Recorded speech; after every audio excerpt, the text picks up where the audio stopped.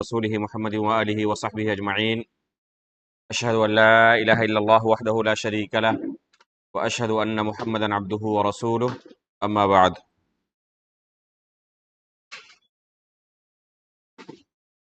آواز آ رہی ہے؟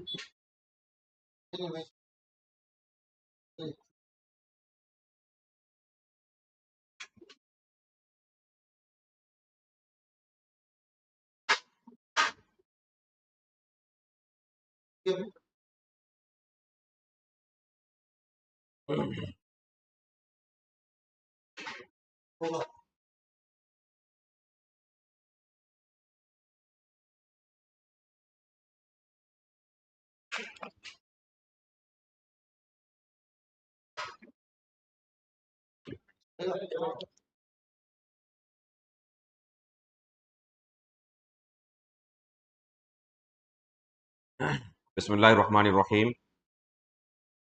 محترم و مکرم حاضرین مجلس، اللہ رب العالمین کا ہم شکریہ ادا کرتے ہیں کہ اللہ رب العالمین نے پھر یہاں ہمیں ایک عظیم حدیث کی شرح سننے کے لیے ایک جگہ جمع ہونے کی توفیق عطا فرمائی. اللہ رب العالمین سے ہم دعا کرتے ہیں کہ اللہ رب العالمین ہماری اس مجلس کو قبول فرمائے اور اس کے اندر جو ہم دین کی باتیں سنیں ان پر عمل کرنے کی بھی ہمیں توفیق عطا فرمائے. باتیں چل رہی تھیں اللہ کے رسول صلی اللہ علیہ وسلم کی ایک بہت ہی عظیم حدیث الدین و النصیحہ، کہ دین خیر خواہی کا نام ہے. اس حدیث کے اوپر اللہ کے رسول صلی اللہ علیہ وسلم نے 3 مرتبہ اس جملے کو دہرایا، الدین و النصیحہ، الدین و النصیحہ، الدین و النصیحہ، کہ دین خیر خواہی کا نام ہے، دین خیر خواہی کا نام ہے، دین خیر خواہی کا نام ہے. صحابہ اکرام نے پوچھا لمن یا رسول اللہ، یہ خیر خواہی ہماری کن کے ساتھ ہونی چاہیے؟ تو اللہ کے رسول نے فرمایا للہ، اللہ رب العالمین کے ساتھ، ولی کتابہ، اس کی کتاب کے ساتھ، ولی رسولہ، اس کے رسول کے ساتھ، ولی ائمۃ المسلمین، اور مسلمانوں کے ائمہ کرام کے ساتھ، ولی عامتہم، اور عام لوگوں کے ساتھ تمہاری خیر خواہی ہونی چاہیے. اس سے پہلے کے دروس میں آپ کے سامنے اس حدیث کی شرح کے متعلق کافی باتیں پیش کی جا چکی ہیں. اس سے پہلے تقریباً 4 دروس اس حدیث کی شرح میں ہمارے گزر چکے ہیں. آج آخری جملہ اس حدیث کا جو ہے کہ عام لوگوں کے ساتھ تمہاری خیر خواہی ہونی چاہیے، اس کے بارے میں 2-4 باتیں آپ کے سامنے پیش کرنے کی کوشش کی جائے گی. اس سے پہلے ذکر کیا گیا تھا کہ عام لوگوں میں سب سے بڑا حق والدین کا حق ہے. ان کے ساتھ حسن سلوک کرنا سب سے زیادہ اللہ رب العالمین نے حکم دیا ہے، بلکہ اپنے حق کے بعد اللہ تعالیٰ نے سب سے پہلے والدین کے حق کا تذکرہ کیا ہے. وَاعْبُدُوا اللَّهَ وَلَا تُشْرِكُوا بِهِ شَيْئًا وَبِالْوَالِدَيْنِ إِحْسَانًا، کہ اللہ رب العالمین کی عبادت کرو، اس کے ساتھ کسی کو شریک نہ ٹھہراؤ، اور والدین کے ساتھ حسن سلوک کرو. تو عام لوگوں میں سب سے بڑا حق والدین کا ہے، اس میں بھی والدہ کا، ماں کا حق والدین سے زیادہ ہے، اس لیے کہ ایک ماں اپنے بچے کو جس طرح دنیا میں لاتی ہے، پرورش کرتی ہے اور تکلیفیں برداشت کرتی ہے، ایک والد اس قدر برداشت نہیں کرتا. تو یہ باتیں گزشتہ درس میں آپ کے سامنے ذکر کی جا چکی تھی کہ والدین کے کیا حقوق ہیں. اسی طرح ایک بچے کا اپنے والدین پر کیا حق ہے، ان باتوں کا تذکرہ گزشتہ درس میں کیا گیا تھا. والدین کے بعد ایک انسان کو سب سے زیادہ اپنی زندگی میں جس سے سامنا کرنا رہتا ہے وہ ہے اس کی بیوی، اور بیوی کے لیے اس کا شوہر. اسی کے ساتھ اس کے سب سے زیادہ اوقات بیتتے ہیں. ایک شخص کی زندگی میں سب سے زیادہ وقت بیتتا ہے اپنی والدہ کے ساتھ، اپنے والد کے ساتھ، اس کے بعد بیوی بچوں کے ساتھ سب سے زیادہ ایک انسان کا وقت بیتتا ہے. اس لیے شریعت نے اس معاملے میں خصوصی طور پر ہماری رہنمائی کی ہے کہ ایک بیوی کا شوہر پر کیا حق ہے، اسی طرح شوہر کا بیوی کے اوپر کیا حق ہے. رسول اللہ صلی اللہ علیہ وسلم نے اس حق کے بارے میں ارشاد فرمایا ہے، الا ان لکم علی نسائکم حقا ولنسائکم علیکم حقا، جان لو کہ تمہاری بیویوں کے تم پر حقوق ہیں، اسی طرح بیویوں پر تمہارے بہت سارے حقوق ہیں. تو یہ حدیث بالکل واضح ہے کہ اللہ رب العالمین نے میاں بیوی کے رشتے میں ایک دوسرے کے اوپر بہت سارے حقوق مرتب کیے ہیں. ان حقوق کی معرفت ضروری ہے اور پھر ان حقوق کو ادا کرنا بھی ضروری ہے، کیونکہ اس سے پہلے ایک عام اصول بیان کیا گیا تھا. رسول اللہ صلی اللہ علیہ وسلم کی حدیث ہے، آپ فرماتے ہیں کہ لَتُؤَدُّنَّ الْحُقُوقَ إِلَىٰ أَهْلِهَا يَوْمَ الْقِيَامَةِ، قیامت کے دن ہر حقدار کو اس کا حق ادا کیا جائے گا. اگر کسی نے دنیا میں کسی کا حق مارا ہوگا تو اللہ رب العالمین کے پاس اس ظالم سے چھین کر مظلوم کو حق دیا جائے گا. یہاں تک کہ اگر کوئی سینگ والی بکری ہوگی، کسی بغیر سینگ والی بکری پر ظلم کیا ہوگا تو اللہ رب العالمین اس سینگ والی بکری سے بھی اس ظلم کا بدلہ لے گا اور اس بغیر سینگ والی بکری کو اس کا حق دلائے گا. تو اگر دنیا میں کوئی کسی کا حق مارتا ہے تو یہ نہ سمجھے کہ آج میرے پاس طاقت ہے، اس وجہ سے مجھ پر کوئی نکیر کرنے والا اور مجھ پر کوئی حکومت کرنے والا یا مجھے سزا دینے والا نہیں ہے اور اپنی من مرضی میں جو کچھ چاہوں کر سکتا ہوں. اسے سوچنا چاہیے کہ اللہ رب العالمین اس کے اوپر ہے.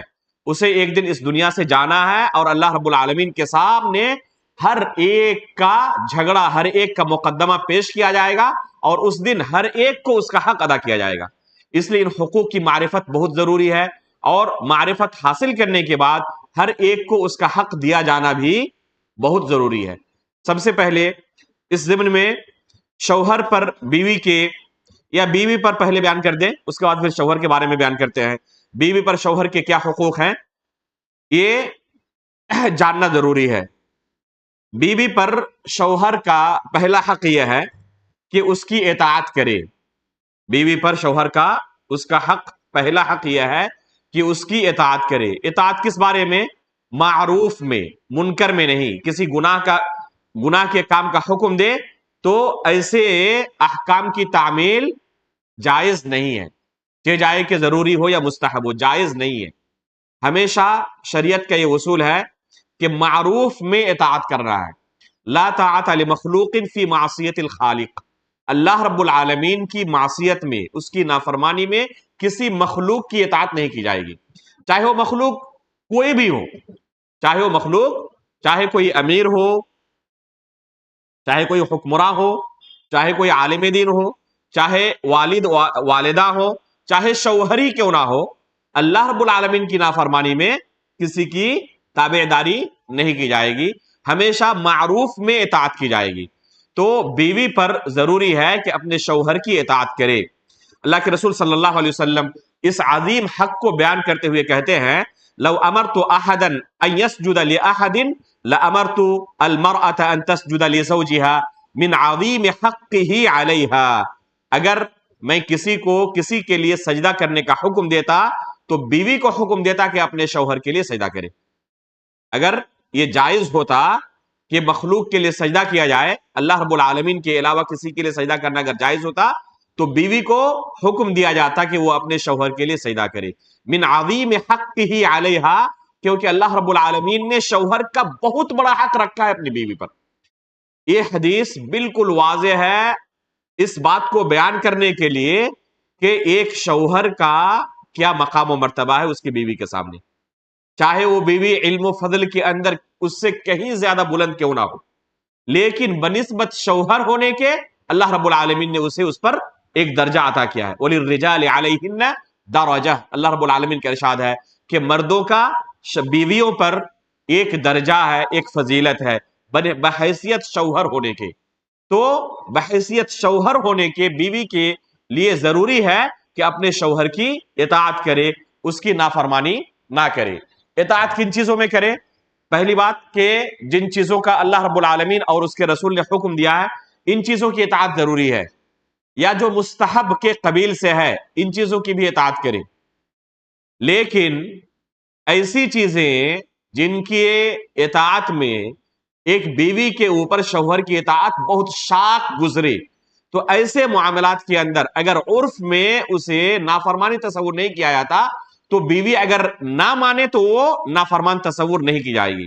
مثلا کوئی شوہر کہے کہ مثلا کسی خاتون کو کسی خاص سبزی کی بہت زیادہ خواہش ہو، ٹھیک ہے، کسی خاص قسم کی مچھلی کی خواہش ہو، مثلا جھینگا کی خواہش ہو یا اور کوئی مچھلی ہے اس کی خواہش ہو، شوہر اس کو پریشان کرنے کے لیے کہے تم اسے نہیں کھا سکتی، ٹھیک ہے، بعض شوہر ایسے ہوتے ہیں، اللہ ہدایت دے۔ ایسے معاملات میں اگر بیوی شوہر کی اطاعت نہ کرے تو نافرمان تصور نہیں کی جائے گی، لیکن عموماً چاہیے کہ یہ آپسی رشتہ تفاہم کے ساتھ ہو، انڈرسٹینڈ دونوں کے درمیان ہو، تاکہ یہ زندگی کی گاڑی بہترین طریقے سے چلے۔ حدیث کے اندر آتا ہے کہ شیطان کی سب سے زیادہ کوشش کس بارے میں ہوتی ہے؟ اللہ رب العالمین کی نافرمانی کے بعد، شرک کی طرف مائل کرنے کے بعد، سب سے زیادہ ایک شیطان کی کوشش ہوتی ہے میاں بیوی کے درمیان جدائی کرنے کے بارے میں۔ سب سے زیادہ شیطان کو خوشی اسی وقت حاصل ہوتی ہے جب کسی گھر کو اجاڑ دیتا ہے، میاں بیوی کے درمیان طلاق کر دیتا ہے۔ ایک حدیث کے اندر آتا ہے کہ ابلیس روزانہ رات کو اپنی مجلس سجاتا ہے اور دربار سجانے کے بعد اپنے چیلوں سے پوچھتا ہے کہ تم نے آج کیا کیا، انسانوں کو گمراہ کرنے کے لیے آج تم نے کیا کوشش کی۔ اس طرح چیلے اپنے پورے دن کی رپورٹ پیش کرتے ہیں، آج میں نے فلاں گناہ کروایا فلاں انسان سے، فلاں نیک بندے سے فلاں میں نے گناہ کروایا۔ ایک طرف سے ہر کوئی اپنی اپنی کارکردگی کا بیان کرتا ہے، ابلیس کسی سے خوش نہیں ہوتا، ہر ایک کے بارے میں کہتا ہے کہ تم نے کچھ نہیں کیا، تم نے کچھ نہیں کیا، یہاں تک کہ کوئی آتا ہے اور کہتا ہے کہ میں نے دن بھر کوشش کی، لگا رہا میاں بیوی کے درمیان جھگڑا کرانے کے لیے، یہاں تک کہ آخر میں جھگڑا کرا کے ان کے درمیان جدائی کر دی، طلاق ہو گئی، تو اس کو گلے لگاتا ہے اور اس کو شاباشی دیتا ہے کہ تم نے حقیقت میں ایک کام کیا ہے، تمہارا یہ کام حقیقت میں قابل تعریف اور قابل فخر ہے۔ تو شیطان کو سب سے زیادہ خوشی کس کام میں ہوتی ہے؟ اگر کوئی گھر اجڑ جائے، میاں بیوی کے درمیان جدائی ہو جائے، طلاق ہو جائے۔ اس لیے ہمیشہ ایک رشتے، اس کو میاں بیوی کو چاہیے کہ آپس میں تفاہم کا معاملہ برتیں۔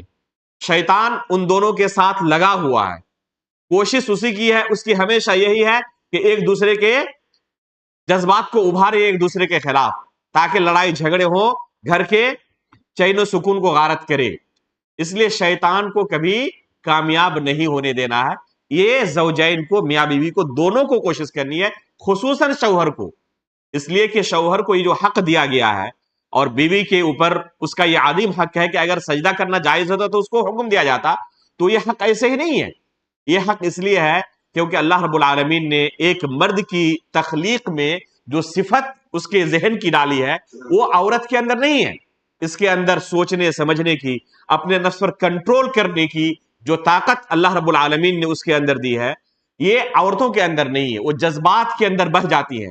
ابھی چند منٹ پہلے وہ اپنے شوہر کے خلاف اس قدر ہوتی ہے کہ زندگی بھر اس کے ساتھ اور دوبارہ راضی نہیں ہو سکتی، حالانکہ چند لمحات کے بعد ہی وہی اپنے آپ کو قربان کر دیتی ہے۔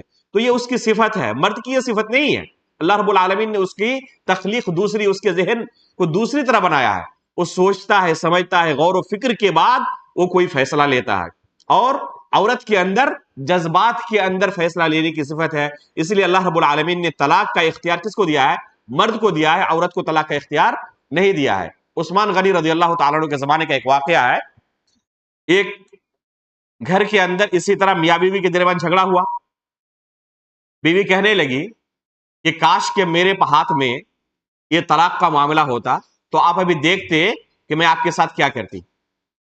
یہ غصے کے عالم میں انہوں نے کہا کہ چلو یہ حق جو میرا اللہ رب العالمین نے میرا دیا ہے، یہ میں اپنا حق تمہیں دے دیتا ہوں۔ اس کو کہتے ہیں شریعت کی اصطلاح میں توکیل، طلاق کے بارے میں دوسرے کو وکیل بنانا، تملیک کرنا، اس کو تملیک کہتے ہیں یا توکیل کہتے ہیں، اور یہ جائز ہے، یہ جائز ہے، لیکن کوئی اس کا تجربہ نہ کرے۔ یہ حدیث اور یہ واقعہ خود اس بات کی دلیل ہے کہ اس کا تجربہ کرنا خطرے سے خالی نہیں ہے۔ چنانچہ انہوں نے کیا کیا، اپنی بیوی کو کہا کہ چلو تمہیں اسی بات کی خواہش ہے نا اور افسوس ہے نا کہ اللہ تعالیٰ نے تمہیں طلاق کا حق نہیں دیا ہے، تمہارے ہاتھ میں یہ معاملہ نہیں رکھا ہے، میرے ہاتھ میں رکھا ہے، تو چلو جو اللہ رب العالمین نے مجھے حق دیا تھا، جس چیز کا مالک بنایا تھا، اس کا مالک میں تمہیں بنا دیتا ہوں۔ جیسے ہی مالک بنانا ہوا فوراً بیوی نے 3 طلاق دے دی، اسی لمحے فوراً۔ اب یہ پریشان ہو گئے کہ میں نے سوچا نہیں تھا کہ اس طرح وہ کرے گی۔ اب عورت جذبات کے اندر بہہ جاتی ہے، وہ یہ اقدام کرنے کے بعد سوچتی ہے کہ میں نے کیا کیا ہے۔ اسی وجہ سے آپ دیکھیں گے عدالتوں کے اندر اس طرح کے جو فیصلے آتے ہیں، جھگڑے آتے ہیں اور کیسز آتے ہیں، وہ جج کے سامنے اصرار کرتی رہتی ہے کہ مجھے طلاق دو، مجھے طلاق دو، مجھے طلاق دو، مجبور کر دیتی ہے، اور وہی شوہر جب اسے اصرار کے بعد طلاق دے دیتا ہے تو پھر رونا پیٹنا شروع کر دیتی ہے۔ تو یہ اس کی صفت ہے۔ تو فوراً اس صحابی نے جیسے ہی اسے مالک بنایا طلاق کا، اس خاتون نے اپنے شوہر کو 3 طلاق دے دی۔ یہ پریشان ہو گئے۔ عثمان غنی رضی اللہ تعالیٰ عنہ خلیفہ وقت ان کے پاس پہنچے، بہت ڈانٹا پھٹکارا عثمان غنی رضی اللہ تعالیٰ عنہ نے کہ اللہ رب العالمین نے تمہیں ایک چیز کا مالک بنایا تھا، تم نے آخر یہ حق اسے دیا ہی کیوں؟ تو اس میں محل شاہد کیا ہے کہ عورتوں کے دل کمزور ہوتے ہیں، ان معاملات کو وہ صحیح طریقے سے ہینڈل نہیں کر سکتے، جذبات میں بہہ جاتی ہیں، اس لیے ان کی اس طبیعت کا خیال کرنا شوہر کے لیے ضروری ہے کہ ان کی اس طبیعت کا وہ خیال کرے۔ تو شوہر کے بیوی کے اوپر شوہر کی اطاعت کیا ہے؟ ضروری ہے۔ کن معاملات میں؟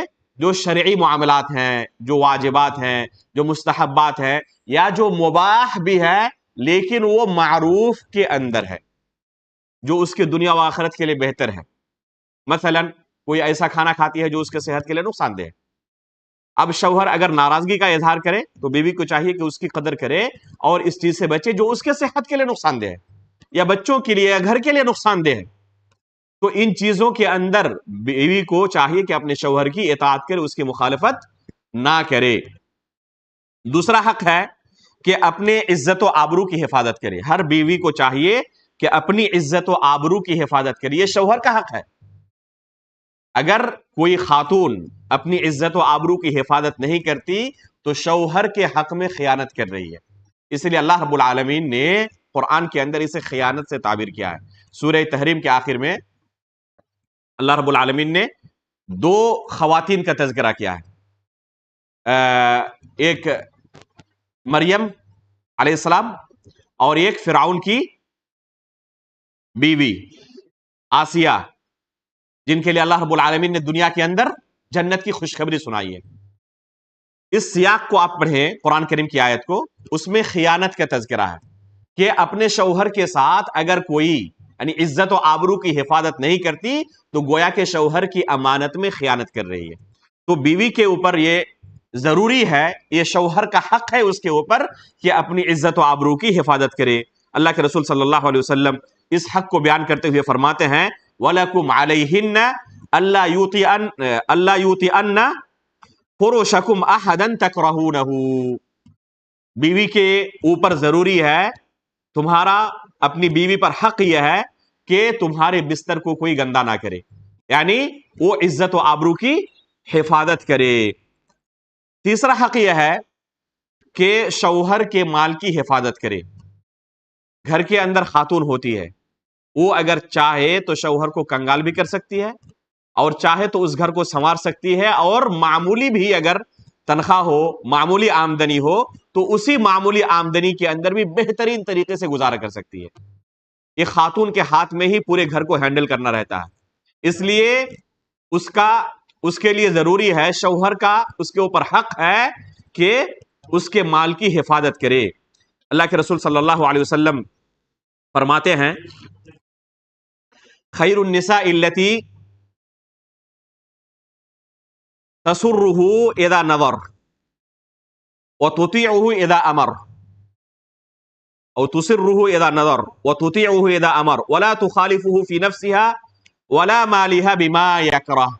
یہ آخری جملہ جو ہے ولا تخالفہ فی نفسها ولا مالها بما یکرہ، شوہر جس چیز کو پسند نہیں کرتا اپنے نفس اور شوہر کے مال میں یا اپنے مال میں، یعنی جو گھر کے اندر مال ہے اس مال میں وہ مخالفت نہ کرے اپنے شوہر کی۔ تو مال کی حفاظت بھی اسی طرح ضروری ہے جس طرح نفس اور عزت و آبرو کی حفاظت کی ضرورت ہے، اور یہ چیز ضروری ہے۔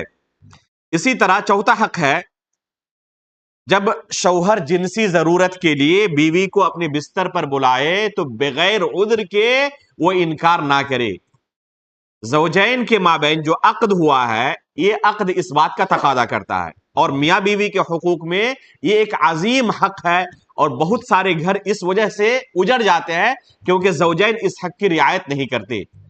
اس وجہ سے ایک بیوی کو چاہیے، بلکہ اس بارے میں سخت وعید آئی ہوئی ہے، اور یہ وعید اس بات کی طرف اشارہ ہے، بلکہ اس بات کی دلیل ہے کہ یہ کتنا عظیم حق ہے، اور اس حق کی پامالی کرنا کتنا عظیم جرم ہے۔ چنانچہ رسول اللہ صلی اللہ علیہ وسلم فرماتے ہیں والذی نفس محمد بیدہ، اللہ کے رسول قسم کھاتے ہوئے فرماتے ہیں اللہ رب العالمین کی، والذی نفس محمد بیدہ لا تؤدی المرأة حق ربها حتى تؤدی حق زوجها، ایک خاتون اللہ رب العالمین کا حق اس وقت تک ادا نہیں کر سکتی جب تک کہ اپنے شوہر کا حق ادا نہ کرے۔ وَلَوْ سَأَلَهَا نَفْسَهَا وَهِيَ عَلَى قَتَبٍ لَمْ تَمْنَعْهُ، اگر وہ تنور پر بھی ہو، کھانا بنا رہی ہو، اس وقت بھی اگر شوہر اسے اپنی خواہشات کی تکمیل کے لیے بلائے تو انکار نہ کرے۔ اسی طرح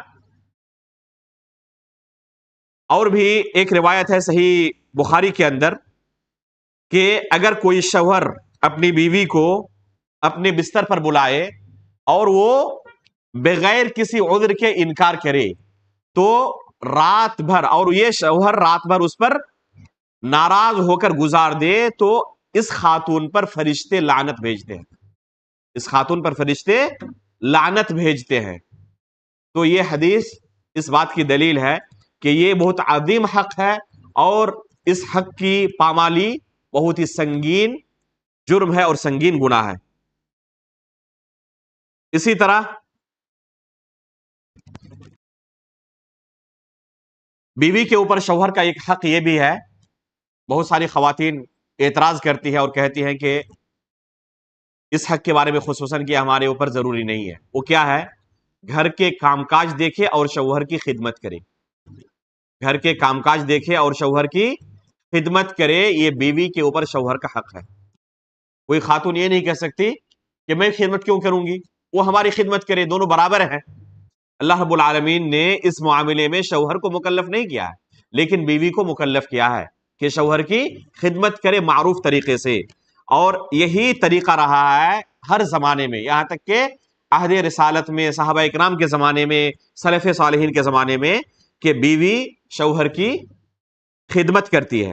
مثلا فاطمہ رضی اللہ تعالی عنہ رسول اللہ صلی اللہ علیہ وسلم کی لخت جگر، اللہ کے رسول صلی اللہ علیہ وسلم کے پاس آتی ہیں شکایت کرتے ہوئے کہ اللہ کے رسول چکی پیستے ہوئے ہاتھوں میں چھالے پڑ گئے ہیں۔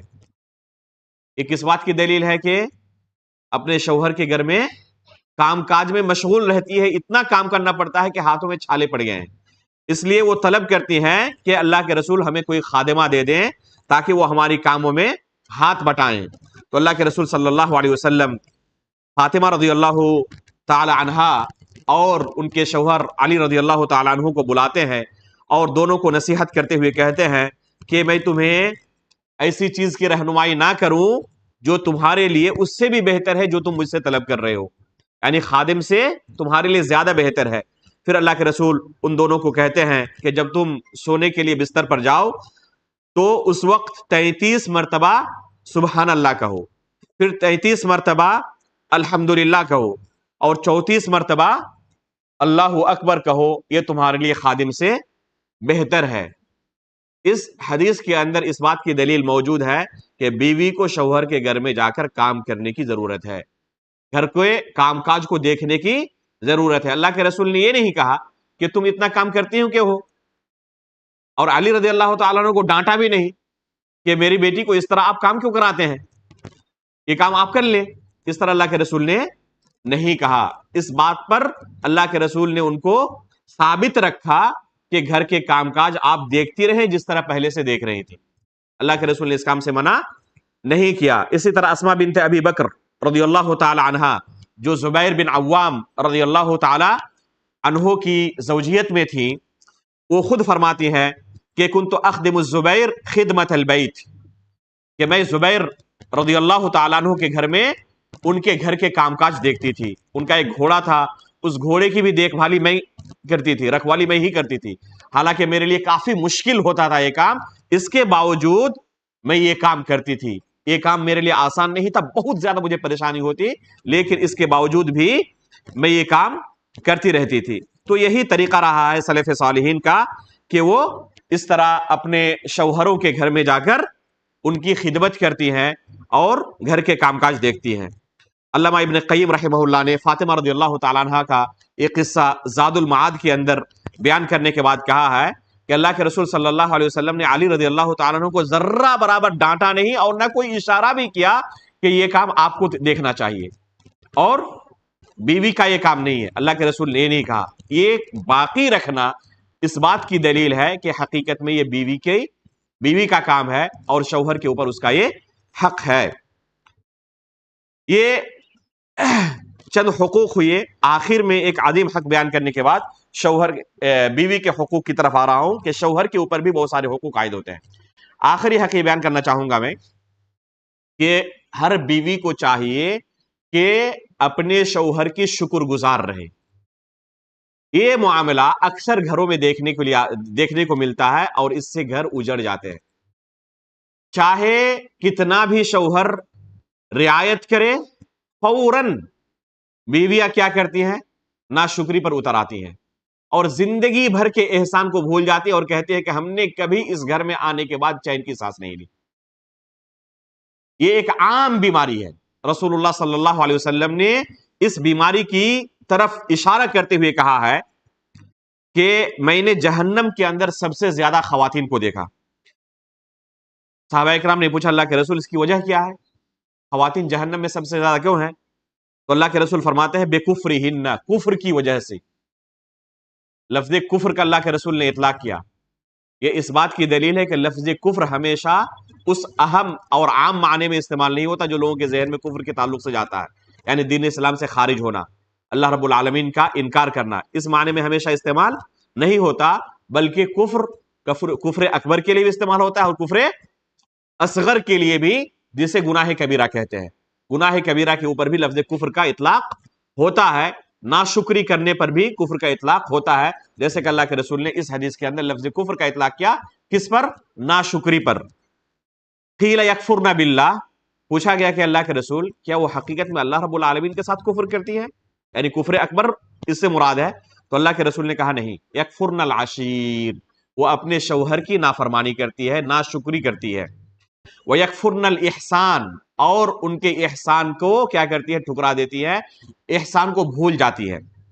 لو احسنت الى احداهن الدهر ثم رأت منك شيئا قالت ما رأيت منك خيرا قط، اگر زندگی بھر اس کے ساتھ تم حسن سلوک کرتے رہو، احسان کرتے رہو، پھر بھی اگر کوئی برائی، کوئی ناپسندیدگی کی چیز تمہارے اندر دیکھے، فوراً کہہ پڑتی ہے کہ ہم نے کبھی آپ کے یہاں کوئی اچھی چیز پائی ہی نہیں۔ یہ حدیث بیان کرنے کا مقصد قطعاً نعوذ باللہ یہ نہیں ہے کہ عورتوں کی توہین کی جائے، جیسے کہ دشمنان اسلام اس طرح کی حدیثوں کو بیان کر کے کیا کہتے ہیں کہ اسلام نے عورتوں کی توہین کی ہے۔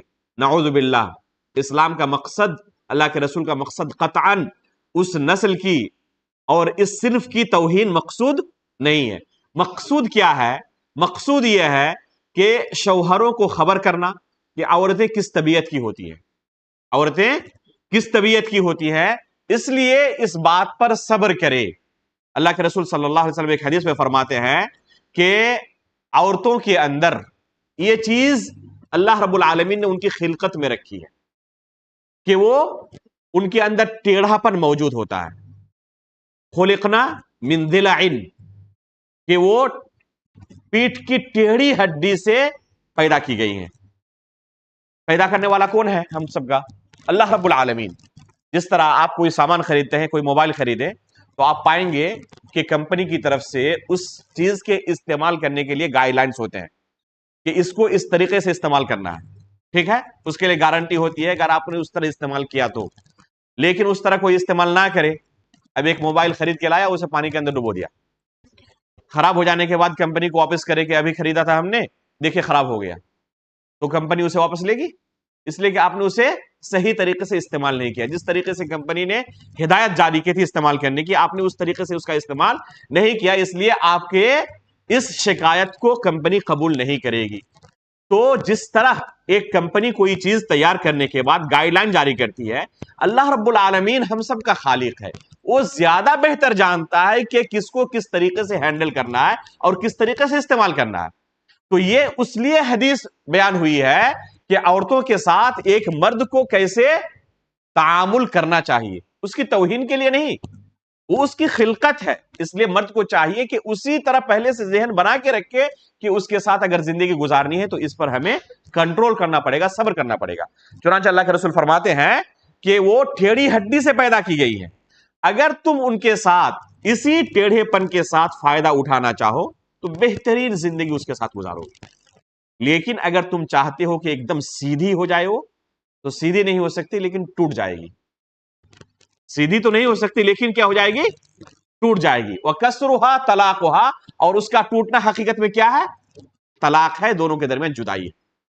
اس لیے اگر فَإِنِ اسْتَمْتَعْتَ بِهَا اسْتَمْتَعْتَ بِهَا وَفِيهَا عِوَجْ، کہ اگر اسی ٹیڑھے پن کے ساتھ اس کے ساتھ تم فائدہ اٹھانا چاہو اور زندگی گزارنا چاہو تو بہترین طریقے سے تم اسی طرح زندگی گزار سکتے ہو، لیکن اگر تم اسے سیدھا کرنے گئے تو سیدھا تو نہیں کر پاؤ گے، البتہ توڑ دو گے، اور توڑنا کیا ہے؟ طلاق ہے، تمہارے درمیان جدائی ہو جائے گی۔ یہ حدیث بہت عظیم ہے ایک گھر کو سدھارنے کے لیے، کہ کیسے گھر کے اندر امن و امان قائم رکھنا ہے، چین و سکون قائم رکھنا ہے، اور اس رشتے کو آگے بڑھانا ہے۔ اگر کوئی چاہے کہ ایک دم اپنی مرضی کے مطابق سب کچھ چلے تو یہ ممکن نہیں ہے۔ اللہ کے رسول صلی اللہ علیہ وسلم کے گھر میں ایسا ممکن نہیں ہو سکا تو کسی دوسرے گھر میں ممکن ہو سکتا ہے؟ عمر فاروق رضی اللہ تعالیٰ عنہ فرماتے ہیں، اور عمر فاروق کون ہے جانتے ہیں نا؟ شیطان بھی جس سے گھبراتا تھا۔ اللہ کے رسول فرماتے ہیں کہ شیطان بھی جب دیکھ لیتا ہے کہ عمر فاروق اس راستے سے آ رہے ہیں تو اپنا راستہ بدل لیتا ہے۔ یہ عمر فاروق رضی اللہ تعالیٰ عنہ کی حالت تھی اور ان کی ہیبت تھی۔ فرماتے ہیں عمر فاروق رضی اللہ تعالیٰ عنہ کہ مکے کے اندر ہمارا جو ماحول تھا وہ یہ تھا کہ عورتوں کے اندر شوہر کی مخالفت کرنے یا کسی بات کا جواب دینے کی ہمت نہیں ہوتی تھی، لیکن مدینے کی جو خواتین تھیں انصار کے یہاں، چونکہ ان کے نرمی ہے مزاج میں، تو جہاں شوہر تھوڑا نرم پڑا، یہ بیویوں کی صفت ہے، چڑھ دوڑے گی۔ تو خواتین جو انصار کی تھی مدینے کے اندر، ان کی بہت زیادہ پرواہ نہیں کرتی تھی، ان کے باتوں کا الٹا جواب دیتی تھی۔ جب ہم ہجرت کر کے مدینہ آئے، اس چیز کو دیکھا تو کیسے پتا چلا؟ ایک دن عمر فاروق رضی اللہ تعالیٰ فرماتے ہیں جن سے شیطان بھی کانپتا تھا کہ بیوی کے ساتھ کچھ انبن ہوئی، میں نے کوئی بات کہی، فوراً پلٹ کر اس نے جواب دی۔ بڑا تعجب ہوا، اتنی ہمت، الٹا جواب، ہم نے کبھی یہ سوچا بھی نہیں تھا مکے کے اندر۔ تو کہا کہ یہ کیا بات ہے، الٹا جواب دینے کی ہمت کہاں سے آ گئی تمہارے اندر؟ تو فوراً فرماتی ہیں وہ کہ صرف میری بات نہیں ہے، اپنی بیٹی کی خبر لیں، اللہ کے رسول صلی اللہ علیہ وسلم کے ساتھ اسی طرح وہ کرتی ہیں۔ وہ ایک دم گھبرا گئے، اللہ کے رسول کے ساتھ اس طرح کرتی ہیں۔ فوراً گئے اپنی بیٹی کے پاس، حفصہ رضی اللہ تعالیٰ عنہ کے پاس، ام المؤمنین رضی اللہ تعالیٰ عنہ، کہا کہ اس طرح مجھے خبر ملی ہے کہ اللہ کے رسول کے ساتھ کوئی بات ہوتی ہے تو آپ پلٹ کر جواب دیتی ہیں۔ بالکل جواب دیتی ہیں، اور اللہ کے رسول آپ کی طرح نہیں ہے، اللہ کے رسول نرم مزاج ہیں، اس چیز کو کوئی اللہ کے رسول مائنڈ نہیں کرتے۔ تو عمر فاروق رضی اللہ تعالیٰ عنہ نے بیٹی کو نصیحت کی کہ قطعاً بیٹی اس طرح اللہ کے رسول کے ساتھ نہ کرنا، اللہ کے رسول کے ساتھ اس طرح قطعاً نہ کرنا، مجھے ڈر ہے کہیں تمہاری آخرت نہ برباد ہو جائے اور تم اس طرح گنہگار نہ ٹھہر جاؤ۔ اگر کسی چیز کی ضرورت بھی ہو تمہیں تو مجھ سے طلب کر لینا، لیکن اللہ کے رسول کو کسی معاملے میں پریشان نہ کرنا۔ عمر فاروق رضی اللہ تعالیٰ عنہ کے قصے اپنی بیٹی کے ساتھ اور اس گھر کی اصلاح کے لیے اور اس گھر کے اندر چین و سکون اور خوشی داخل کرنے کے لیے بہت مشہور ہے۔ ایک واقعہ بیان کرتا ہوں لگے ہاتھوں، یہ ضمنی طور پر ایک مرتبہ کی بات ہے کہ اللہ کے رسول صلی اللہ علیہ وسلم کے گھر میں کچھ انبن ہو گئی نان نفقے کے تعلق سے، یہاں تک کہ اللہ کے رسول ناراض ہو کر قسم کھا لیا کہ میں 1 مہینے تک کیا کروں گا، تمہارے ساتھ اور نہیں ملوں گا۔ چنانچہ اللہ کے رسول اپنے بالا خانے کے اندر تشریف لے گئے اور وہاں پر جو دربان تھے وہ دروازے پر موجود تھے۔ عمر فاروق رضی اللہ تعالیٰ عنہ کو کسی نے خبر دی کہ اس طرح اللہ کے رسول صلی اللہ علیہ وسلم کے گھر میں معاملہ ہو گیا ہے، اور اللہ کے رسول نے، یہاں تک کہ بعض لوگوں نے کہا کہ اللہ کے رسول نے اپنی بیویوں کو طلاق دے دی، اللہ کے رسول نے اپنی بیویوں کو طلاق دے دی، حالانکہ اللہ کے رسول نے طلاق نہیں دی تھی، صرف اللہ کے رسول نے قسم کھایا تھا کچھ دن تک، 1 مہینے تک جدائی کا، تو طلاق نہیں، اس کو ایلا کہتے ہیں شریعت کی اصطلاح میں۔ عمر فاروق رضی اللہ تعالیٰ عنہ ایک دم گھبرائے ہوئے، اسی عالم میں جس حالت میں تھے، اپنے چادر کو گھسیٹتے ہوئے اللہ کے رسول کے گھر میں داخل ہوئے۔ دیکھا کہ اللہ کے رسول صلی اللہ علیہ وسلم بہت ناراض ہیں اور بالا خانے میں موجود ہیں۔ عمر فاروق رضی اللہ تعالیٰ نے اونچی آواز میں کہا دربان سے کہ میرے لیے اجازت طلب کرے کہ میں اللہ کے رسول سے ملنا چاہتا ہوں اور آپ سے بات کرنا چاہتا ہوں۔ اللہ کے رسول سن رہے ہیں اور دربان اللہ کے رسول کی طرف دیکھ رہے ہیں کہ اللہ کے رسول اجازت دیتے ہیں نہیں دیتے۔ جب کوئی اشارہ نہیں ملتا ہے خاموش رہتے ہیں۔ پھر دوبارہ عمر فاروق رضی اللہ تعالیٰ عنہ یہی مطالبہ کرتے ہیں کہ اللہ کے رسول سے اجازت طلب کریں، میں آپ سے کچھ بات کرنا چاہتا ہوں۔ پھر دربان اللہ کے رسول کے چہرے کی طرف دیکھتے ہیں، کوئی اجازت جب اللہ کے رسول کی طرف سے نہیں ملتی، کوئی اشارہ نہیں ملتا، خاموش رہتے ہیں۔ تیسری مرتبہ عمر فاروق رضی اللہ تعالیٰ عنہ کہتے ہیں کہ اللہ کے رسول سے کہیں، شاید اللہ کے رسول کو لگ رہا ہے کہ میں اپنی بیٹی کی طرف سے آیا ہوں کوئی بات کرنے کے لیے۔ عموماً جیسے ہوتا ہے نا، کسی گھر میں اگر جھگڑا ہو جائے تو بیوی کے گھر والے آتے ہیں اپنی بیٹی کی طرف سے بات کرنے کے لیے، طرفداری کرنے کے لیے۔ عمر فاروق رضی اللہ تعالیٰ کہتے ہیں کہ اللہ کے رسول کو کہ ایسا نہ لگ رہا ہو کہ میں اپنی بیٹی کی طرف سے بات کرنے کے لیے آیا ہوں، بلکہ اللہ کے رسول اگر اجازت دے تو میں اپنی بیٹی کی گردن مار دوں کہ انہوں نے اللہ کے رسول کو تکلیف پہنچایا ہے۔ اللہ کے رسول کہتے ہیں کہ اجازت دو، ان کو بلاؤ۔ پھر عمر فاروق جاتے ہیں، وہاں بیٹھتے ہیں اور اللہ کے رسول صلی اللہ علیہ وسلم کو ہنسانے کی کوشش کرتے ہیں، یہاں تک کہ اللہ کے رسول صلی اللہ علیہ وسلم مسکرا پڑتے ہیں۔ تو یہ عمر فاروق رضی اللہ تعالیٰ عنہ تھے۔ پتہ کیا چلا کہ اللہ کے رسول کے گھر میں بھی اس طرح اختلافات ہوتے تھے۔ جب اللہ کے رسول کا گھرانہ اس طرح بشری تقاضوں سے خالی نہ رہا تو ہمارے گھروں میں اختلاف نہیں ہوں گے؟ یقیناً اختلاف ہوں گے، لیکن اصل یہی ہے کہ ایسے موقع پر ایک مرد کیسے اپنے آپ پر کنٹرول کرتا ہے۔ اگر اپنے آپ پر کنٹرول اس نے کر لیا تو یہ گھر بہت بہترین طریقے سے گزرے گا۔ ہمارے بعض اساتذہ فرماتے تھے کہ ایسے موقع پر ایک شوہر کو بہرا ہو جانا چاہیے، ایسے موقع پر بہرا ہو جائے، کچھ بھی کسی بات کا جواب نہ دے، ایک دم بہرا ہو جائے، چاہے وہ کچھ بھی کہتے رہے اس وقت وہ جواب نہ دے۔ وہی چند منٹوں کے بعد، چند گھنٹوں کے بعد نرم پڑ جائے گی اور پھر وہی بعد میں آپ کے سامنے معذرت کرے گی کہ میں نے آپ کے حق میں اس طرح بہت کچھ کہا۔ تو پھر یہ گھر انشاءاللہ پھر آہستہ آہستہ سب کچھ کنٹرول میں آ جائے گا، نارمل ہو جائے گا اور زندگی بہترین طریقے سے چلے گی۔ تو یہ بہت بڑا حق ہے بیوی کے اوپر شوہر کا کہ وہ اس کے احسان کو نہ بھولے، اس کے احسان کو نہ بھولے اور شکر گزار رہے۔ یہ اس کے لیے دنیا کے اندر بھی بہتر ہے اور آخرت کے اندر بھی جہنم سے بچنے کا ذریعہ ہے۔ اللہ کے رسول نے کیا فرمایا اس حدیث کے اندر کہ وہ سب سے زیادہ جہنم میں ہے اس گناہ کی وجہ سے۔ تو یہ ایسا گناہ ہے کہ اس خاتون کو جہنم تک پہنچانے والا ہے۔ اس لیے دنیا کے اندر بھی چین و سکون اگر حاصل کرنا چاہے تو شوہر کی شکر گزار رہے، اسی طرح آخرت کے اندر بھی یہ شکر گزاری اسے جہنم سے بچانے والی ہے اور جنت کے اندر داخل کرنے والی ہے۔ اسی طرح یہ تو بیوی کے حقوق، شوہر کے حقوق ہوئے بیوی کے اوپر۔ اب کوئی یہ نہ سمجھے یا کوئی خاتون اگر سن رہی ہوتے نہ سمجھے کہ صرف ہمارے ہی اوپر حقوق کو بیان کر رہے ہیں۔ اللہ رب العالمین نے دونوں کے حقوق ایک دوسرے پر رکھے ہیں، دونوں کے حقوق ایک دوسرے کے اوپر رکھے ہیں اور اسی سے ایک گھر بہترین طریقے سے چلتا ہے، وہ جنت نشا بن جاتا ہے، چین و سکون اور امن و شانتی کا گہوارہ بن جاتا ہے۔ تو اس کے لیے ضروری ہے کہ دونوں ایک دوسرے کے حق کا خیال رکھے۔ جہاں شوہر کے اوپر بیوی کے یہ حقوق ہے، اسی طرح اس کے برعکس بیوی کے اوپر بھی شوہر کے بہت سارے حقوق ہیں۔ اب دوسرا حصہ کہ بیوی کے کیا حقوق ہیں شوہر کے اوپر۔ سب سے پہلے اللہ کے رسول صلی اللہ علیہ وسلم کی ایک حدیث کو اپنی نظر میں رکھیں۔ اللہ کے رسول صلی اللہ علیہ وسلم فرماتے ہیں خیرکم خیرکم لأہلہ وَأَنَا خَيْرُكُمْ لِأَهْلِي، تم میں سے سب سے بہترین شخص وہ ہے جو اپنی بیوی کے لیے بہتر ہو۔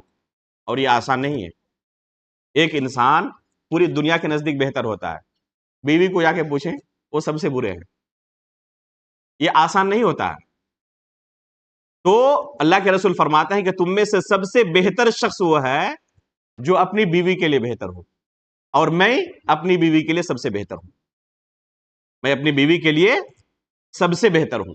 تو اس لیے ایک انسان کو چاہیے کہ اپنے گھر کے اندر بہتر ہونے کی کوشش کرے، ایک مثالی شوہر بننے کی کوشش کرے، اپنی طرف سے کوشش کرے، اس کے بعد بھی کوتاہی رہے گی बशरी तकादे के नाहिए से कोताही का होना और पाया जाना यकीनी है, लेकिन असल यह है कि इस तरह की कोताही की तलाफी करने की कोशिश करे, इस्तिदराक करने की कोशिश करे, उसे दूर करने की कोशिश करे, उस पर जारी ना रहे, हट धर्मी ना करे, बल्कि जितनी जल्दी मुमकिन हो सके उसकी इस्लाह की कोशिश करे। जितनी जल्दी वो पलट आएगा और इस्लाह कर लेगा, उसका घर उतना ही ज्यादा बेहतरीन तरीके से गुजरेगा, बच्चों की परवरिश बेहतरीन तरीके से होगी। लेकिन अगर दोनों अनानियत पर अड़े रहे, मैं नहीं कमजोर हूंगा, वो आए और खुद माजरत करे, तो इस तरह शैतान को मौका मिल जाता है, यहां तक कि शैतान कामयाब हो जाता है और ये घर उजड़ जाता है। और शैतान को इससे ज्यादा कभी किसी मामले में खुशी नहीं होती, जैसे कि शुरू में बयान किया गया। तो बीवी के हुकूक, पहला हक है बीवी का कि उसे महर अदा किया जाए, ये उसका बहुत बड़ा हक है। बहुत सारे शौहर क्या करते हैं, ये आज जहेज की लानत जो है, इसका एक बहुत बड़ा साइड इफेक्ट ये पड़ा है कि बहुत सारे घरों में इसको पूरा करने के लिए लाखों में मुहर तय कर देते हैं, जो एक शौहर के लिए अदा करना मुमकिन ही नहीं होता। और इस वजह से पहले ही नीयत में रहती है कि इसे अदा नहीं करना है। चुनांचे उधार पता नहीं इस इलाके में है या नहीं है, ये लानत हमारे इलाकों में बहुत ज्यादा है।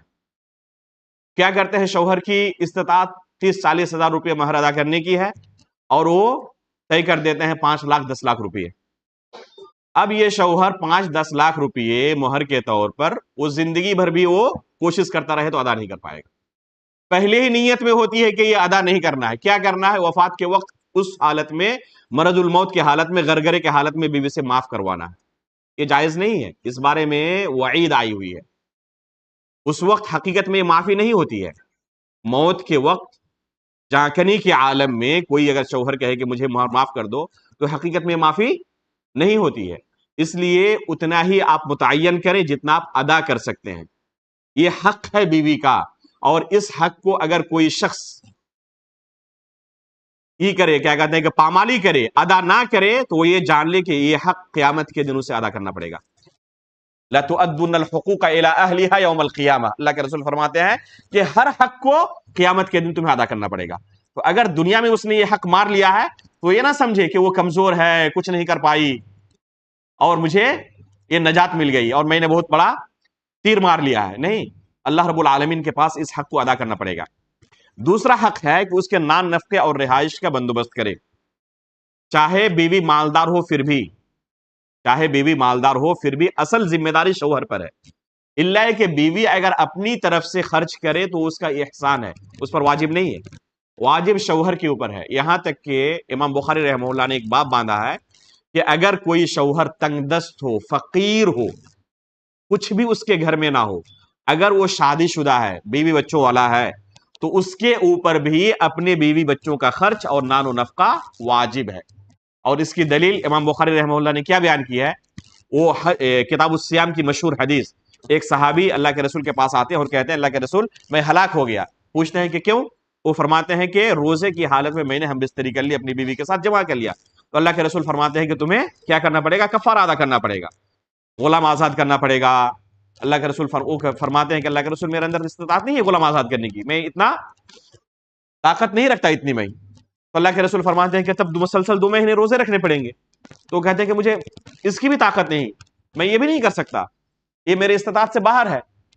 तो फिर अल्लाह के रसूल क्या फरमाते हैं कि फिर 60 मिस्किन को खाना खिलाना पड़ेगा। तो कहते हैं कि अल्लाह के रसूल मेरे पास इसकी भी इस्तिताअत नहीं, मेरे पास 60 मिस्किन को खाना खिलाने की भी इस्तिताअत नहीं है। फिर अल्लाह के रसूल अपने घर में जाते हैं और खजूर लाते हैं जो 60 मिस्किनों के लिए किफायत कर जाए, और कहते हैं कि ये खजूर लो और जाके मिस्किनों को खिला दो। उसके बाद वो सहाबी कहते हैं कि अल्लाह के रसूल इस पूरे कबीले में, पूरे इलाके में मुझसे बड़ा फकीर कोई नहीं है, मैं सबसे बड़ा फकीर हूं। तो अल्लाह के रसूल क्या फरमाते हैं, यही महल शाहिद है कि जाओ खुद खाओ और अपने अहलो अयाल को खिलाओ। तो कोई फकीर शख्स हो, अगर उसके पास भी खाने का थोड़ा सा भी हो, तो उसी में से अपनी बीवी को देना है। तो ये उसके ऊपर वाजिबी हक है, नानो नफका बीवी के ऊपर वाजिब है, बीवी के लिए शौहर के ऊपर वाजिब है। अल्लाह रब्बुल आलमीन का इरशाद है, लियुनफिक ज़ू सअतिन मिन सअतिही व मन क़ुदिर अलैहि रिज़्क़ुहु फ़लयुनफिक मिम्मा आताहुल्लाह।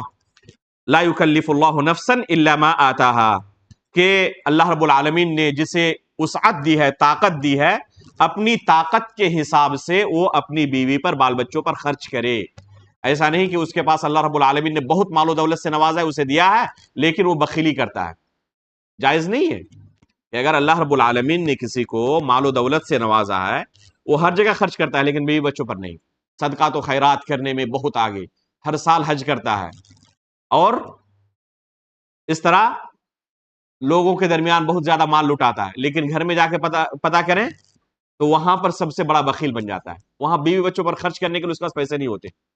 ایسے ہوتے ہیں معاشرے کے اندر بعض لوگ، یہ جائز نہیں ہے۔ بیوی بچوں کے اوپر اپنے مال کے حساب سے، اپنی استطاعت کے حساب سے خرچ کرنا ضروری ہے، واجب ہے۔ اللہ تعالیٰ کا ارشاد ہے لِيُنْفِقْ ذُو سَعَةٍ مِّن سَعَتِهِ، کہ جس کو اللہ نے وسعت دی ہے اپنی وسعت کے حساب سے ضرور وہ خرچ کرے، یہ حکم ہے۔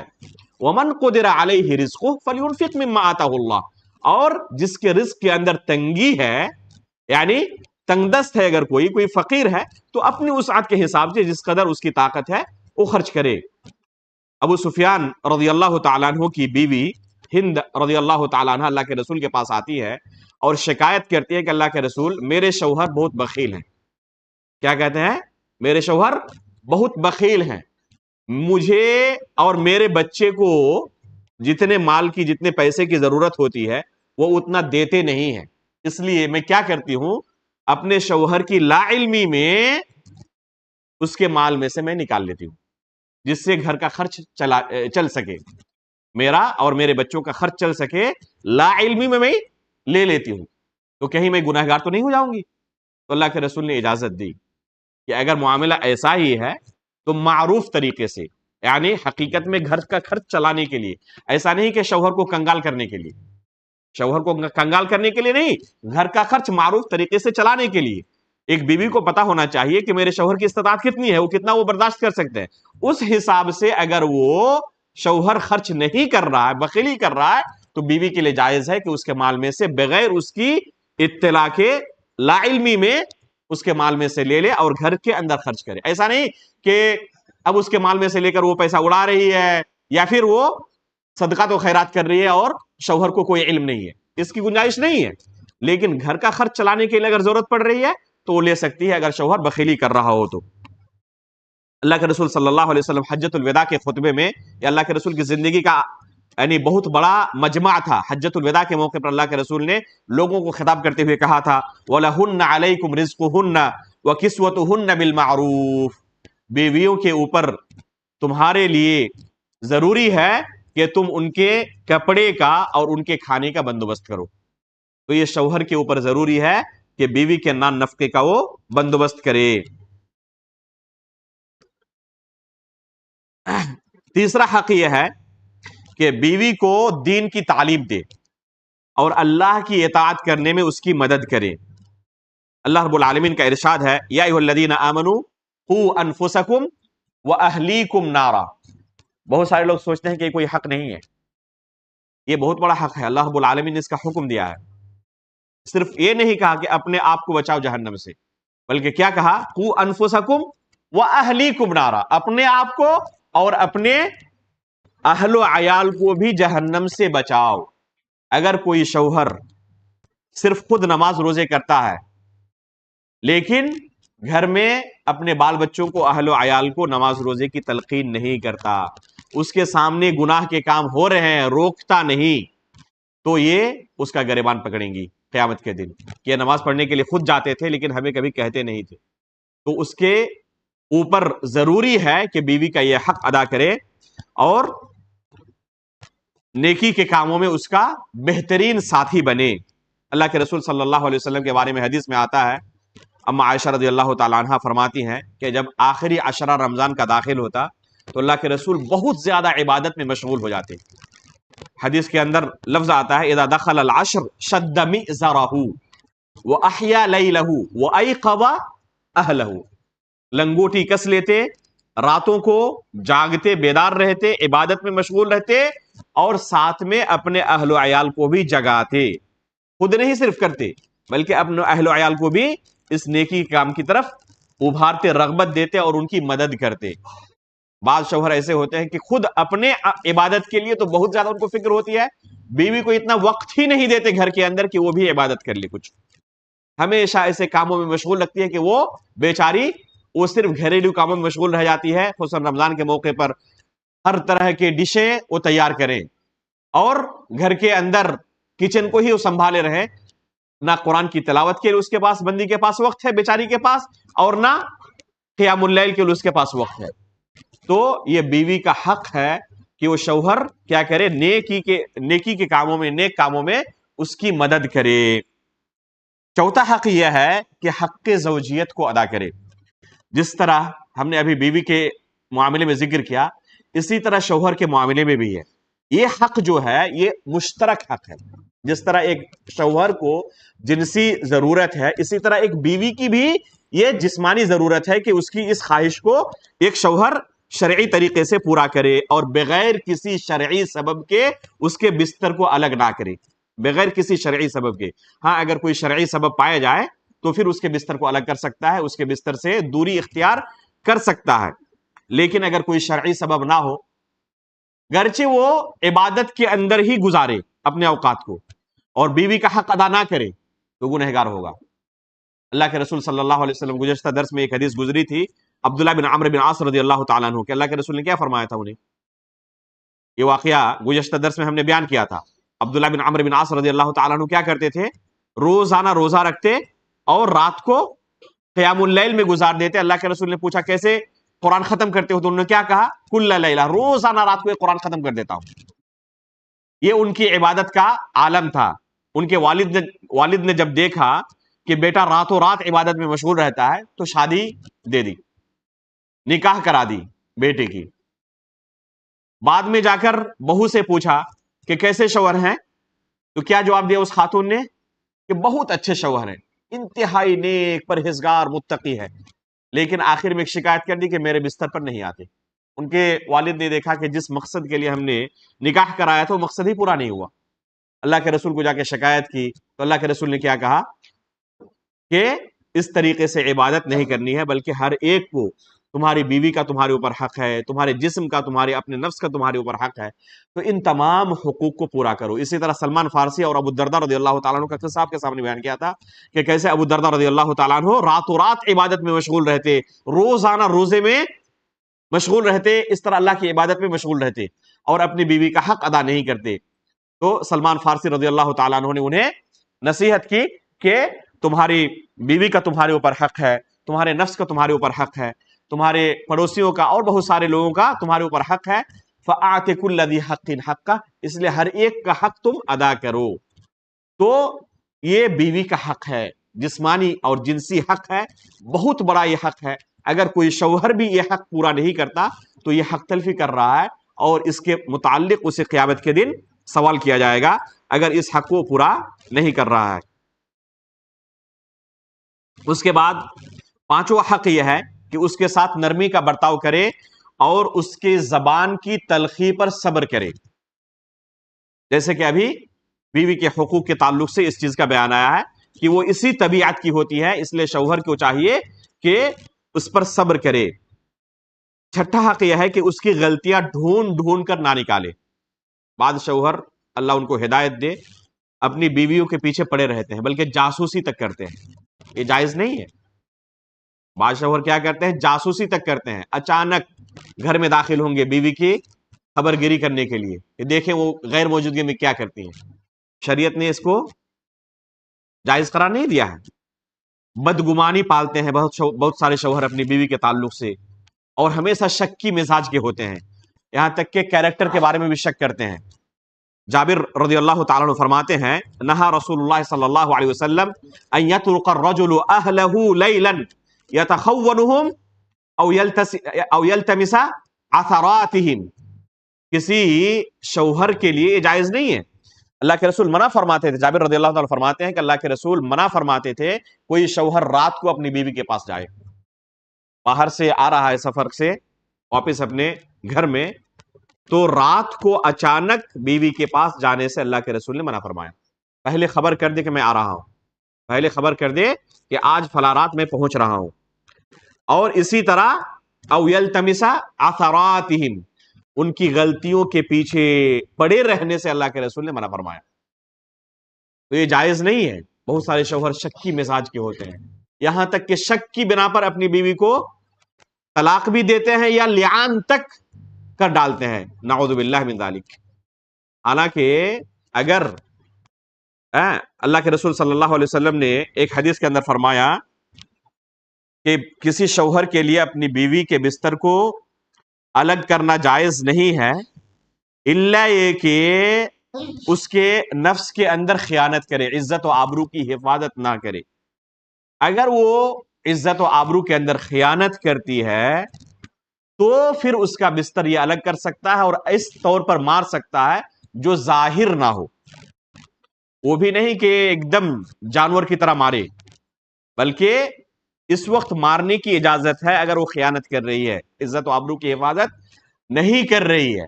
مار سکتا ہے لیکن کتنا؟ جو ظاہر نہ ہو. بہت سارے شوہر اور بہت سارے لوگ اس مسئلے کا علم نہ ہونے کی وجہ سے بعض اوقات بہت افسوسناک صورتحال دیکھنے کو ملتی ہے، اور بہت سارے لوگ لیان تک پر اتر جاتے ہیں. لیان جانتے ہیں نا کس کو کہتے ہیں؟ لیان کہتے ہیں کہ کوئی شوہر اپنی بیوی کو کسی دوسرے اجنبی مرد کے ساتھ زنا کرتے ہوئے دیکھ لے، تو اس موقع پر شوہر کے لیے جائز ہے کہ اور بیوی انکار کرے اور اس کے پاس کوئی گواہی نہ ہو. شریعت نے اس بارے میں کیا حکم دیا ہے؟ اگر کسی کو کوئی زنا کرتے ہوئے دیکھے تو اگر الزام لگا رہا ہے تو اس کے پاس کتنے گواہ ہونے چاہیے؟ 4 گواہ ہونے چاہیے. اگر یہ 4 گواہ پیش نہ کر سکے تو کیا ہوگا؟ خود اس پر کوڑے لگیں گے تہمت لگانے کے لیے. مان لیجیے کہ کسی کے پاس 3 گواہ ہے، بس چوتھا گواہ نہیں مل رہا ہے، صرف 3 گواہ اس کے تیار ہو سکے اور انہوں نے دیکھا اپنی آنکھوں سے زنا کرتے ہوئے. جا کر مقدمہ انہوں نے دائر کیا کہ ہم نے فلاں شخص کو دیکھا زنا کرتے ہوئے. کہاں تمہارے پاس گواہ ہیں؟ 4 گواہ. 3 گواہ پیش کر سکا، چوتھا گواہ نہیں لا سکا. تو انہی لوگوں پر جنہوں نے یہ مقدمہ دائر کیا تھا تہمت کی کیا کہتے ہیں ان کے اوپر حد نافذ کی جائے گی اور ان کو کوڑے لگائے جائیں گے. لیکن اگر کوئی شوہر اپنی بیوی کو دیکھ لے اس طرح سے نہ کرتے ہوئے تو ظاہر سی بات ہے کہ وہ برداشت نہیں کر سکتا، اس کے ساتھ زندگی نہیں گزار سکتا. تو شریعت نے اس معاملے میں، صرف شوہر کے معاملے میں، کس دوسرے معاملے میں نہیں، شوہر کے معاملے میں شریعت نے لعان کی گنجائش رکھی ہے. اور قرآن کے اندر یہ آیت نازل ہوئی ہے، قرآن کے اندر لعان کا پورا مسئلہ بیان ہوا ہے. مختصراً یہ سن لیں کہ کس وقت جائز ہے لعان کرنا. بعض شوہر کیا کرتے ہیں؟ شک کی بنا پر لعان میں داخل ہو جاتے ہیں، یہاں تک کہ بسا اوقات اس کے لیے حرام ہوتا ہے لعان کرنا اور وہ لعان کر ڈالتے ہیں. لعان صرف ایک صورت میں جائز یہ واجب ہے، صرف ایک صورت میں لعان واجب ہو جاتا ہے، اس کے علاوہ کوئی دوسری گنجائش نہیں رہتی شوہر کے پاس. وہ کون سی صورت ہے؟ کہ اگر کسی شوہر نے حالت طہر میں، یعنی بیوی حیض سے پاک ہوئی، مین سے ابھی پاک ہوئی ہے، اور اپنی بیوی کے ساتھ ہم بستری نہیں کیا ہے، اور اس نے اپنی بیوی کو اپنی آنکھوں سے زنا کرتے ہوئے کسی دوسرے مرد کے ساتھ دیکھ لیا اور اس کے ساتھ وہ الگ ہو گیا، اس کے ساتھ ہم بستری نہیں کی، یہاں تک کہ وہ بیوی حاملہ ہو گئی. اب یہ یقین ہے نا کہ یہ حمل اس کا نہیں ہے، یہ بچہ اس کا نہیں ہے، یقینی ہے. اس لیے کہ جب وہ پاک ہوئی ہے، پاک ہونے کے بعد اس نے اس سے ہم بستری نہیں کی، اپنی آنکھوں سے دیکھا اسے زنا کرتے ہوئے، اور یہ بیوی حاملہ بھی ہو گئی، اس کو چھوڑ دیا، اس نے ایک بار بھی ہم بستری نہیں کی ہے. تو اب یہ یقین ہے کہ یہ بچہ اس کا اپنا نہیں ہے. اب اگر یہ خاموش رہے تو اس کی بیوی ہونے کی وجہ سے اس بچے کی نسبت کس کی طرف کی جائے گی؟ اسی شوہر کی طرف کی جائے گی نا. یہی شریعت کا اصول ہے کہ اگر کوئی بیوی شادی شدہ ہے اور وہ زنا کرتی ہے، اس کے باوجود کہ وہ بچہ زنا کا ہے، اس بچے کی نسبت شوہر کی طرف کی جائے گی. یہی شریعت کا اصول ہے، الولد للفراش وللعاہر الحجر، کہ بچہ جو ہے وہ فراش کے لیے ہے، یعنی جس کی وہ بیوی ہے، اس شوہر کی طرف اس بچے کی نسبت کی جائے گی. اور جو زانی ہے، زانی کو کیا ملے گا؟ پتھر ملے گا. وللعاہر الحجر، زانی کو صرف پتھر ملے گا. جب تک وہ اس کی بیوی ہے، بچے کی نسبت شوہر کی طرف کی جائے گی. اب یہ شوہر اگر خاموش رہتا ہے، لوگوں کے سامنے بیان نہیں کرتا کہ میرا یہ بچہ ہے، تو بچے کی جھوٹی نسبت اس کی طرف ہوگی یا نہیں ہوگی؟ اور حدیث کے اندر وعید آئی ہوئی ہے کہ اگر کوئی شخص کسی دوسرے کی طرف اپنی نسبت کرتا ہے کہ میرا فلاں باپ ہے، یا کوئی اپنے لیے جائز قرار دیتا ہے کسی ایسے شخص کو اپنی طرف منسوب کرنا جو حقیقت میں اس کا بیٹا نہیں ہے، اور اس کی طرف وہ بیٹا منسوب ہو رہا ہے کہ فلاں کا بیٹا، اور حقیقت میں اس کا بیٹا نہیں ہے، اور اس کو اس نے جائز قرار دیا کہ منسوب ہوتا رہے وہ میری طرف، تو اس کے اوپر جہنم، اس کے اوپر جنت حرام ہے، جہنم کی وعید آئی ہوئی ہے۔ تو اس لیے اب اس شوہر پر واجب ہے کہ وہ لعان کرے۔ اگر بیوی اقرار نہیں کرتی ہے، اگر بیوی اقرار کر لے تو ظاہر سی بات ہے لعان کی ضرورت نہیں ہے۔ بیوی اگر اقرار کر لے تو اسے رجم کیا جائے گا، اس لیے کہ وہ شادی شدہ ہے۔ اگر وہ انکار کر دے اور یہ شوہر کہہ رہا ہے کہ نہیں میں اپنی آنکھوں سے دیکھا ہے زنا کرتے ہوئے، اور بیوی کہہ رہے نہیں میں پاک دامن ہوں، میں نے زنا نہیں کیا ہے، اب ظاہر سی بات ہے کہ وہ انکار کر رہی ہے اور یہ الزام لگا رہا ہے، دونوں میں سے ایک ہی سچ ہو سکتا ہے، دونوں سچ نہیں ہو سکتے۔ تو ایسے موقع پر شوہر پر واجب ہے کہ لعان کرے، اور لعان کے ذریعے وہ کیا کرے، اس بیوی کو اپنے سے جدا کر دے اور اس بچے کی نسبت اپنی طرف ہونے سے روک دے۔ صرف اس صورت میں واجب ہے۔ اگر یہ صورت نہ ہو، مثلا کسی ایسے طہر میں اس نے اپنی بیوی کو زنا کرتے ہوئے دیکھا جس طہر میں خود اس نے اپنی بیوی کے ساتھ جمع کیا ہے، ٹھیک ہے، اب یہاں پر احتمال ہے کہ یہ بچہ اس کا بھی ہو سکتا ہے اور زانی کا بھی ہو سکتا ہے، یقینی نہیں ہے نا، تو ایسے موقع پر مستحب ہے، واجب نہیں ہے۔ ایسے موقع پر مستحب ہے کہ یہ شوہر اپنی بیوی کو کیا کرے، لعان کر کے اپنے سے الگ کر دے اور اس بچے کو نفی کر دے کہ یہ میرا بچہ نہیں ہے، ٹھیک ہے۔ یہ دو صورت ہو گئی، ایک صورت میں واجب اور دوسری صورت میں کیا ہے، مستحب ہے۔ تیسری صورت ہے کہ مکروہ ہے۔ مکروہ کب ہے؟ جب ظن غالب ہو کہ میری بیوی نے فلاں اجنبی کے ساتھ کیا کیا ہے، زنا کیا ہے، جب ظن غالب ہو۔ مثلا کوئی شخص اپنے گھر میں داخل ہوا اور جیسے ہی وہ داخل ہو رہا ہے دیکھ رہا ہے کہ کوئی اجنبی مرد اس کے گھر سے نکل رہا ہے، اس کے روم سے نکل رہا ہے، اور بیوی کو دیکھا کہ وہ برہنہ ہے، ٹھیک ہے۔ اب یہ ظن غالب ہے کہ اس نے اس کے ساتھ کیا کیا ہے، زنا کیا ہے، اور پہلے سے اس کے اوپر شک رہا ہو کہ اس طرح یہ میرے پیٹھ پیچھے اس طرح کے کام کرتے، لیکن انہوں نے اپنی آنکھوں سے نہیں دیکھا نا، تو ایسے موقع پر ظن غالب ہی ہے، یقین نہیں ہے۔ ایسے موقع پر صرف ظن غالب کی بنا پر لعان میں داخل ہو جانا مکروہ ہے، نہ واجب ہے نہ مستحب ہے، بلکہ مکروہ ہے۔ کیوں مکروہ ہے؟ کوئی کہہ سکتا ہے نا کہ ہاں تو ظن غالب ہے کہ اس نے زنا کیا ہے، اس حالت میں اس نے دیکھا جا کے، اب تو اس بیوی کے ساتھ وہ کیسے رہ سکتا ہے اگر مکروہ ہے تو میرے بھائیو یہاں پر اس شوہر کے پاس دوسرا بھی آپشن ہے کہ اپنی بیوی کو طلاق دے دے اور جدا کر دے اپنے آپ سے، طلاق دے کر بھی تو جدا کر سکتا ہے، ضروری نہیں کہ لعان ہی کرے۔ لیکن پہلی صورت میں جس میں ہم نے واجب کہا تھا، اس بچے کی نسبت اس کی طرف ہوگی اور یہ اس کے لیے جائز نہیں ہے۔ یہاں بچے کی نسبت کا معاملہ نہیں ہے، اس بیوی کو کیا کرے، وہ طلاق دے کے اپنے سے جدا کر دے، ظن غالب ہے، فقط دیکھا بھی نہیں اپنی آنکھوں سے، وہاں دیکھ لیا تھا اپنی آنکھوں سے، یقین تھا زنا کے اوپر، تو یہ ہے مکروہ والی صورت۔ اور اس کے علاوہ جو بھی صورت ہو، اگر کوئی لعان میں داخل ہوتا ہے تو کیا ہے، حرام ہے۔ جیسے شک کی بنیاد پر لعان کرنا، صرف شک ہے، نہ کبھی دیکھا ہے اس طرح اپنی بیوی کے ساتھ کسی اجنبی مرد کو گھر سے نکلتے ہوئے، مثلا بچہ ہوا اور بچے کی شکل و صورت کسی دوسرے کے ساتھ مل رہی ہے، اب اس کے دل کے اندر شکل داخل ہو گیا کہ یہ میرا بچہ نہیں ہے، کسی دوسرے کا ہے، اور اس بنا پر کیا کیا، وہ لعان کے اندر داخل ہو گیا، حرام ہے، جائز نہیں ہے۔ تو یہ بیوی کا حق ہے کہ بیوی کی غلطیوں کے پیچھے پڑا نہ رہے، جاسوسی نہ کرے۔ اس طرح جو لوگ کرتے ہیں، آپ دیکھ لیں تجربہ کر کے کہ ایسے گھر ٹکتے نہیں ہیں، ایسے گھر بہت جلدی اجڑ جاتے ہیں۔ تو ایسے شوہروں کو ہدایت حاصل کرنی چاہیے اللہ کے رسول صلی اللہ علیہ وسلم کی اس حدیث سے کہ کبھی بھی اس طرح وہ اپنے گھر کو نہ اجاڑے۔ وقت کافی ہو چکا، آخر میں صرف دو چار چیزیں نکات کی شکل میں بیان کر دوں، چونکہ یہ آخری درس ہے اس معاملے میں۔